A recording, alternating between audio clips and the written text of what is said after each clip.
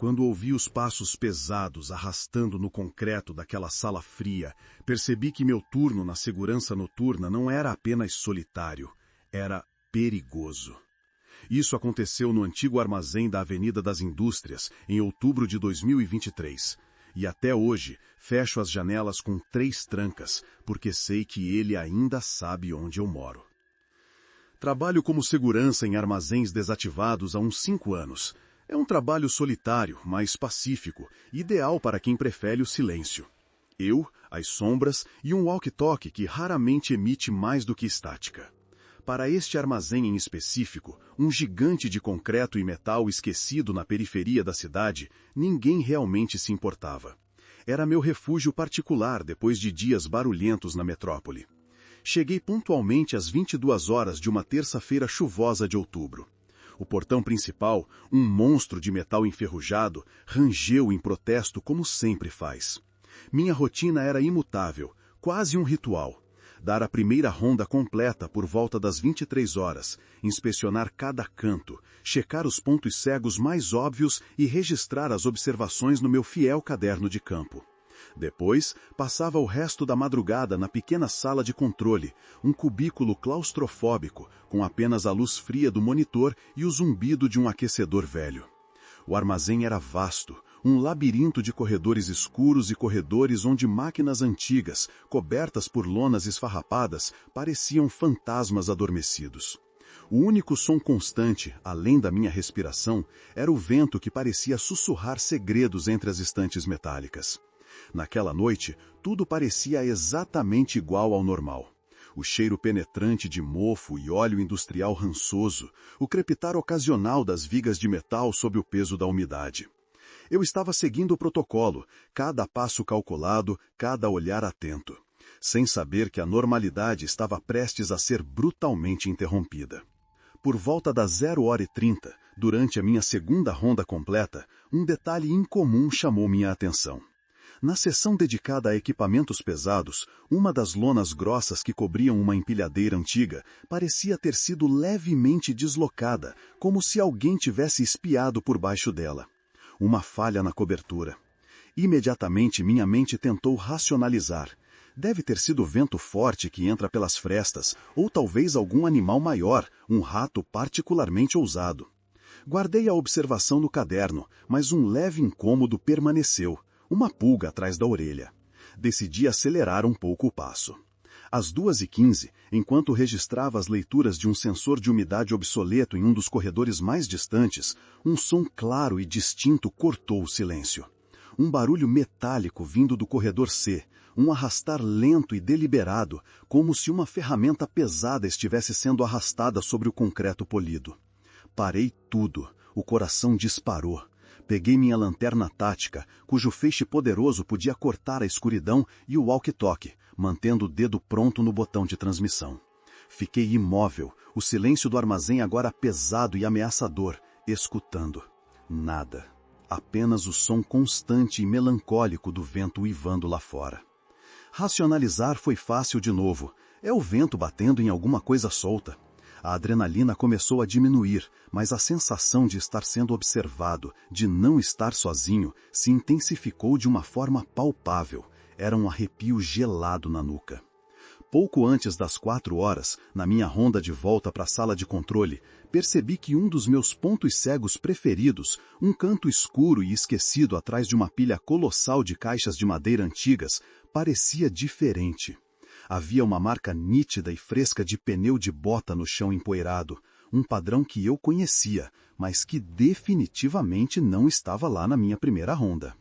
E um cheiro, um leve, quase imperceptível, mas inconfundível, cheiro de cigarro pairava no ar.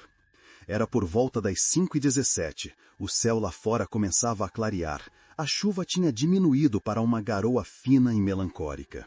Eu estava na sala de controle, o silêncio rompido apenas pelo zumbido do aquecedor e o meu próprio coração martelando contra as costelas. Preparava para finalizar a ronda final e entregar o turno. De repente, o aquecedor engasgou e morreu. A sala mergulhou em uma escuridão quase absoluta, apenas a fraca luz do monitor e a pálida luz do amanhecer filtrando pelas janelas sujas. Um arrepio percorreu minha espinha. E não era apenas pelo frio que começava a tomar conta do cubículo. Foi então que ouvi. Um som baixo, um raspado rítmico vindo do corredor C, o mesmo corredor onde tinha ouvido o arrastar metálico mais cedo. Mas desta vez era mais próximo, muito mais próximo. E não era apenas um raspado. Era um som de algo pesado sendo arrastado no concreto, mas com um ritmo deliberado, quase como passos arrastados. Meu corpo congelou. A adrenalina, que antes me deixava alerta, agora me paralisava. Minha boca estava seca, minhas mãos suavam frio. Levantei devagar, tentando não fazer barulho, e aproximei-me da porta de metal da sala de controle. Através da pequena janela de vidro reforçado, mal conseguia distinguir qualquer coisa na penumbra. Mas então, um vulto se moveu. Lento, denso. Uma silhueta escura se materializou a poucos metros da minha porta. Não conseguia distinguir detalhes, mas era definitivamente uma figura humana, agachada, como se estivesse se movendo de forma furtiva. O som de arrastar ficou mais alto. Era como se ele estivesse arrastando algo grande e pesado no chão em direção à minha sala. Minha respiração tornou-se curta e ofegante. Peguei o walkie-talkie com a mão trêmula. Patrulha 1, aqui é Patrulha 1. Solicito apoio imediato no corredor C. Tem um indivíduo invasor. Minha voz falhou. De repente, um barulho ensurdecedor de metal rasgando ecoou do lado de fora da porta.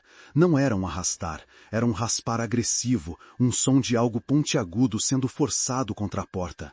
Consegui ver, através da pequena janela de vidro reforçado, um pedaço de metal pontiagudo atravessando a porta. Um pedaço de barra de ferro, talvez?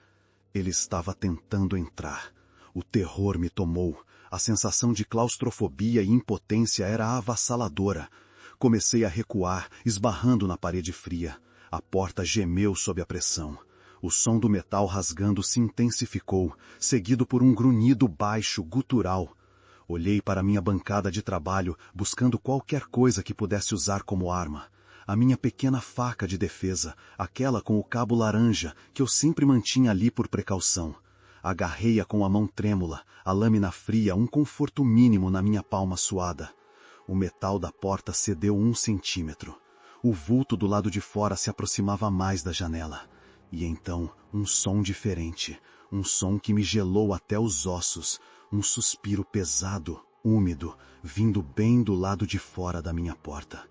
Perto, muito perto. O som da porta cedendo foi o gatilho.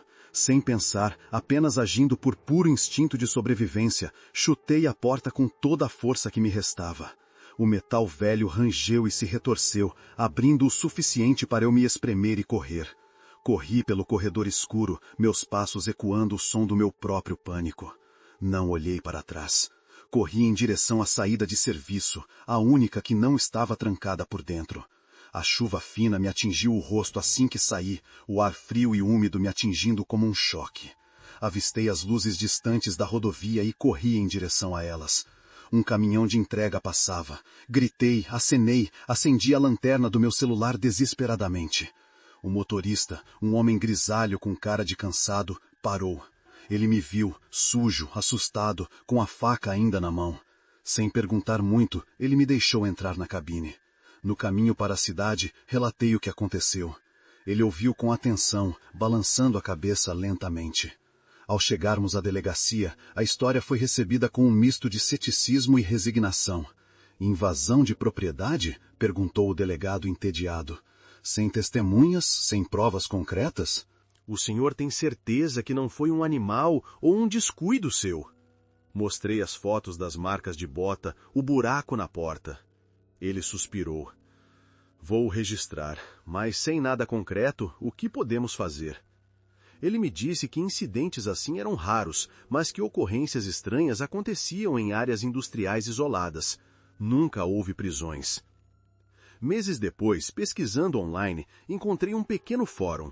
Vários relatos de vigias noturnos em galpões semelhantes, em cidades vizinhas, descrevendo sons estranhos, objetos movidos, a sensação de estarem sendo observados. Um deles mencionou ter visto uma figura mascarada, semelhante à que eu vislumbrei, e que depois encontrou um bilhete com a frase: "Você deveria ter ficado quieto". O post foi apagado em menos de 24 horas. A polícia nunca encontrou nada. O armazém continua operando. Eu não durmo mais em paz.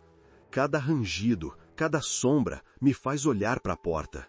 A faca com cabo laranja está sempre na minha mesa de cabeceira. Desde aquela noite, minha vida mudou. A porta de casa agora tem 3 trancas e um olho mágico que inspeciono antes de abrir. Durmo com a luz do corredor acesa e qualquer barulho súbito me faz saltar da cama. Verifico as janelas pelo menos 10 vezes antes de ir dormir. As sirenes na rua me causam suor frio. No trabalho, o gerente não me demitiu, mas me transferiu para o turno do dia. O galpão da Zona Leste, para mim, tornou-se um lugar sombrio, um lembrete constante do que pode se esconder na escuridão. Há algumas semanas, recebi uma caixa pelo correio, sem remetente. Dentro, apenas um objeto, um pedaço de metal pontiagudo, corroído pela ferrugem. Parecia familiar, exatamente como o que atravessou a porta da sala de controle. Abaixo dele, um bilhete simples, escrito em letra cursiva desajeitada. "Você ainda está vigiando?" Eu sei que eles sabem onde eu moro. Eu sei que eles sabem onde eu trabalho. O horror não acabou. Ele apenas está esperando. E eu não consigo mais dormir.